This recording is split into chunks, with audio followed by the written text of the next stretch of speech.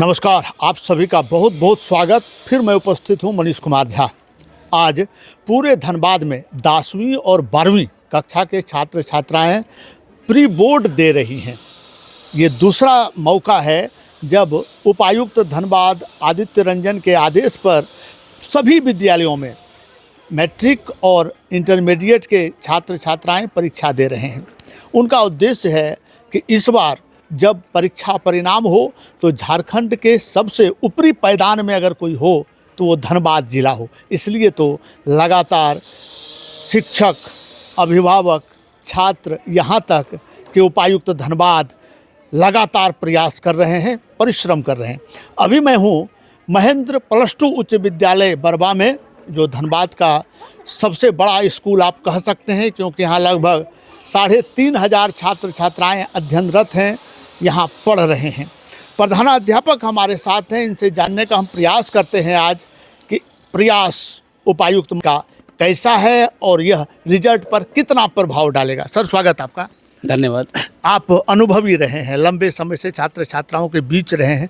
यह जो प्रयास है ये अनोखा प्रयास है, पहले किसी ने किया नहीं, तो इसका क्या प्रभाव आपको लग रहा है कि रिजल्ट पर पड़ेगा? देखिए, डीसी सर का जो ये प्रयास है ये अपने आप में ही एक अनूठा प्रयास है। मैं देख रहा हूँ कि हम लोगों को नौकरी करते हुए करीब 16 साल हो गए, लेकिन इतना फोकस प्री बोर्ड एग्ज़ाम में आज तक कभी नहीं हुआ था।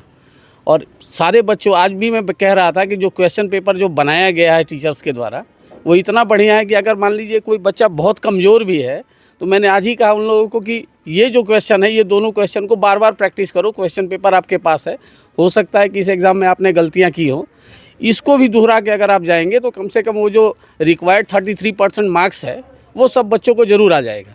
जो अच्छा मेधावी बच्चे हैं उनको भी बार बार प्रयास करने का ज़रूरत है कि डिस्ट्रिक्ट में भी जैसे आप अभी बता रहे थे कि सबसे बड़ा विद्यालय है, निसंदेह मेरे ख्याल से 3,500 तो नहीं, 3,000 के आसपास विद्यार्थी हैं यहाँ पर जी। तो इसमें से अगर सबसे अच्छा विद्यार्थी निकल के आए जो डिस्ट्रिक्ट टॉपर हो जाए तो विद्यालय के मतलब ये इसमें 4 चांद लग जाएगा। बच्चों में किस तरह की प्रतिक्रिया है इस प्री बोर्ड? क्योंकि एक तो पहले आपने ले चुका, इसके बाद का प्रतिक्रिया क्या है छात्र छात्राओं में? बच्चे ज़्यादा से ज़्यादा संख्या में उपस्थित हो रहे हैं। ऐसा नहीं है जो बच्चा पिछले एग्ज़ाम में अनुपस्थित रह गया है, आज मैं देख रहा था अटेंडेंस में कि आज ज़्यादा बच्चे आए हैं। पिछली बार 400 के आसपास बच्चे थे, लेकिन अभी अटेंडेंस देख रहा था मैं कि अभी 30-40 और बच्चे जो पिछले एग्ज़ाम में नहीं अटेंड किए थे वो लोग भी आ गए हैं।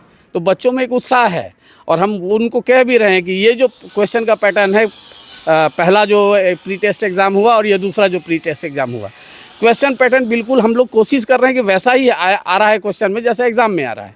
तो इससे क्या है कि इसमें जो अच्छा प्रदर्शन करेगा संभवतः वो बच्चा फाइनल एग्ज़ाम में भी अच्छा करेगा।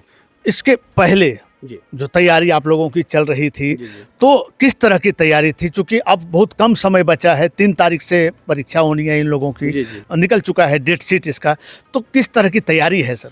बच्चों को एक्चुअली टीचर्स के द्वारा जो कमज़ोर बच्चे थे, शैक्षणिक रूप से जो इरेगुलर थे, उनको बार बार एक समूह बना के इन लोगों के द्वारा फ़ोन किया गया। टीचिंग मटेरियल भी जो क्वेश्चन हर दिन 5-5 क्वेश्चन बनाने का आदेश प्राप्त था हमें जिला मुख्यालय से, वो भी काम कर रहे हैं टीचर्स में अपने लगन और निष्ठा से जितना प्रयास हो सकता है कर रहे हैं। और परेशानी केवल ये है कि 2-4 बच्चे जो अनुपस्थित रहते हैं, अल्टीमेटली उन लोगों ने फॉर्म भी नहीं भरा, तो ये परेशानी हो जाती है कि 10-20 बच्चे जो हैं जो विद्यालय नहीं आते थे। और अब की बार भी देख रहा हूँ कि मैं अभी 11 का रजिस्ट्रेशन चल रहा है, 9 का रजिस्ट्रेशन चल रहा है, तो करीब 20-22 बच्चे उसमें छूट गए हैं और वो बच्चे ट्रेसलेस हैं, उनके घर भी जाया गया तो बच्चे घर में नहीं हैं। आज की अगर हम अटेंडेंस का बात करें तो जो मैट्रिक में उपस्थित हैं और +2 में कितने विद्यार्थी भाग ले रहे हैं आज? काफ़ी संख्या में, अभी थोड़ी देर में अटेंडेंस लगभग 90% बच्चे हैं यहाँ पर, लगभग 90% बच्चे हैं।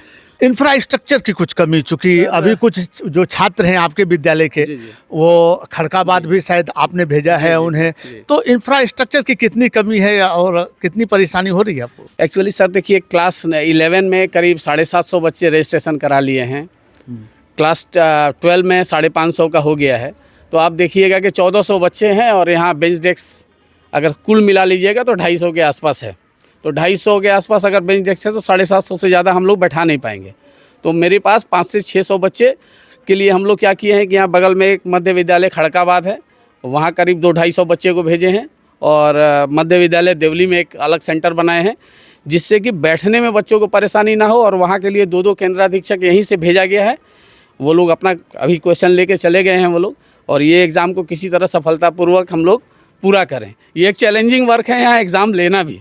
अपना नाम बताते हैं। विनोद सिंह। अनंत शुभकामनाएं आपको। धन्यवाद। जिस तरह से उपायुक्त धनबाद चैलेंज ले रहे हैं, धनबाद को चैलेंजिंग मानते हुए चल रहे हैं कि धनबाद को शीर्ष में लाना है, उसी तरह से प्रधानाध्यापक विनोद सिंह जी इसको चैलेंजिंग में ले रहे हैं। परंतु एक सवाल जो डीसी धनबाद के लिए है कि आप DMFT फंड का उपयोग सब जगह कर रहे हैं और शिक्षा में आप इतना ध्यान दे रहे हैं, तो क्यों ना व्यवस्था बनाई जाए, डेस्क बेंच की व्यवस्था हो, बिल्डिंग की व्यवस्था हो, ताकि गर्व से कह सकें कि यह विद्यालय 3000 से अधिक छात्र छात्राओं को शिक्षा दे रहा है और आने वाले समय में इसका नाम सबसे ऊपर होगा। मनीष कुमार झा, झारखंड।